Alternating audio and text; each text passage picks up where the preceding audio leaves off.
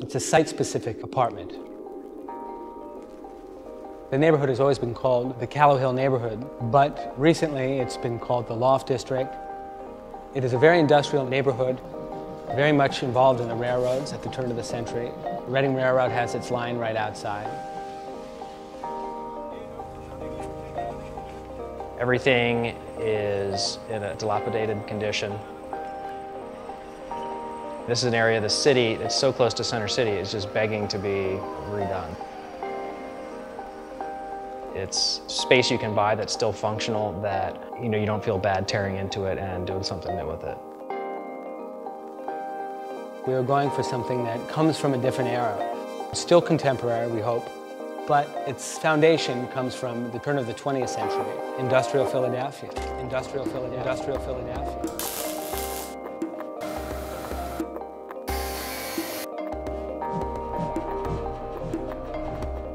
There is a freedom in metal that allows you to have a less cumbersome structure. As a result, you're able to create these really elegant and beautiful details. Steel has an enduring strength.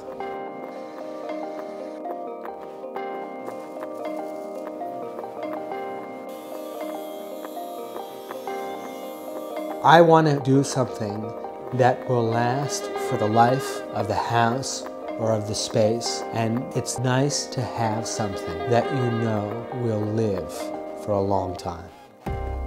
I was looking for a place with light on three sides, something open, and it certainly needed a lot of work and a vision.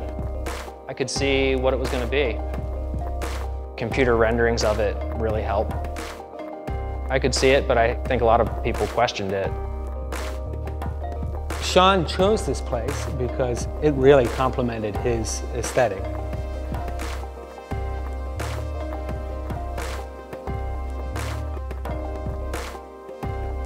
When I first bought the space, it was apartments that were quickly converted from office space and production facility for a candy factory. It was pretty rough around the edges. Lots of things needed to be undone. The geometry of the space really dictated the layout. Really wanted a large open living space, but you still need to delineate it somehow. One way is to have different elevations. So like have an office, a small seating area. It just gives it a feeling that you're in a separate space even though you're still really in the same big room. The loft deck was determined by the ceiling structure. Once we figured out how we were going to hang it, we started playing with it by adding curves, the curve of the staircase, or we started complementing it by the corner of the upper loft.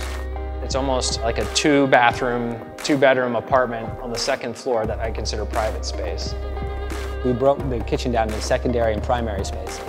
So entertaining, cooking, camaraderie takes place on the south side, whereas the secondary spot where everything is brought after a meal is on the north side.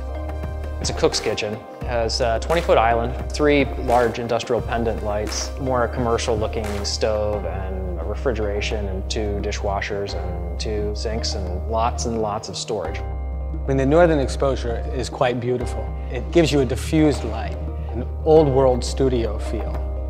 The function of the office loft is for Sean's office. But below, the area that engages the main floor is the leisure heart of the apartment. And that bench is seating for that. It's 28 feet long, cut from one slab of tree, and it allows to entertain. You know, it is a different kind of living here, but I enjoy it. We love it. Looking at the window right now, I can see louvers on the side of the buildings. I can see the old factory windows. And it was important that we did something that looked like it came from the neighborhood, that it was a part of the DNA.